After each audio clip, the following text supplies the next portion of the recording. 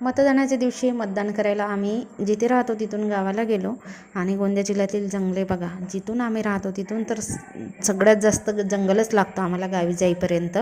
आणि म्हणजे कंटिन्यू नाही लागत, पण थोड्या थोड्या अंतरावर लागतो. आणि दाट जंगल आहेत आणि जंगलाची जी एरिया असते त्या भागामध्ये तर थंडी पण लागते आणि थंडी वाढली आहे, थंडीचे दिवस चालू झाले.